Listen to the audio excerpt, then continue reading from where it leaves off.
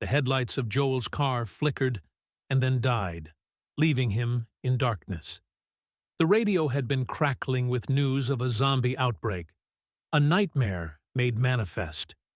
He'd hoped to make it home before the world unraveled, but now he was stranded, miles from the nearest town. He stepped outside, the chill biting at his skin, and looked around. Trees loomed like sentinels, their branches clawing at the sky.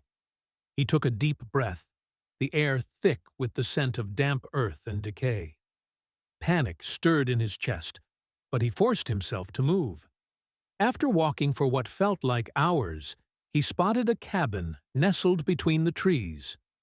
It was weathered and dark, the windows boarded up, but it offered a flicker of hope. Joel approached cautiously, the wooden steps creaking under his weight. He pushed the door open, and it groaned in protest. Inside, the air was stale, filled with the scent of rot and mildew. Dust danced in the beams of moonlight slicing through the cracks. He could hear his heartbeat in the silence, a steady reminder of how alive he was. He barricaded the door with a rickety table and settled into a corner, holding his breath. Outside, the wind whispered secrets through the trees, but it was soon interrupted.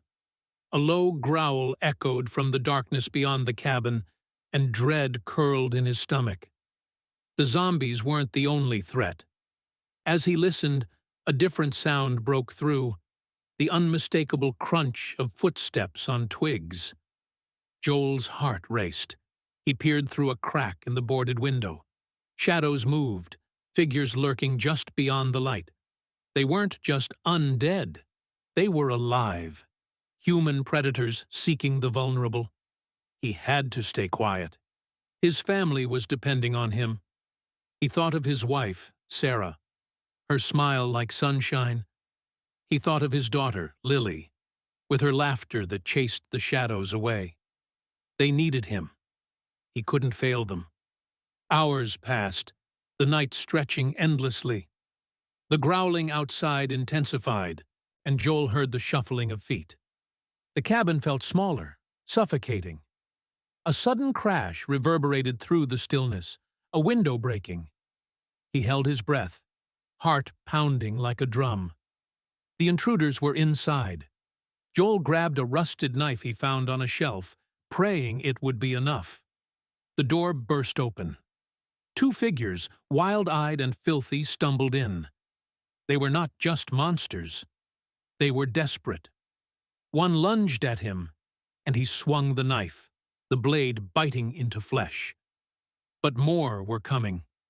The room filled with shadows. Joel fought, desperation fueling his actions. He struck again and again, the weight of survival pressing down like the very roof above him. But the struggle wore him down. Just as he thought he had a chance, he felt a hand grab his ankle, pulling him down. In the chaos, he glimpsed a flicker of movement. Another shadow darting away, a small figure slipping through the door. Then there was nothing but darkness. When Joel awoke, it was to the sound of sirens. The cabin was quiet, the air still. He crawled to the door, pushing it open to find sunlight pouring in. He looked around, heart sinking. The world outside was broken, but there was hope. Off in the distance, he saw a familiar figure. Sarah, Lily. They were safe. But as he stepped forward, the shadows loomed behind him, a reminder of what he had lost. He would carry that weight forever. Yet he moved on, guided by love, haunted by the night.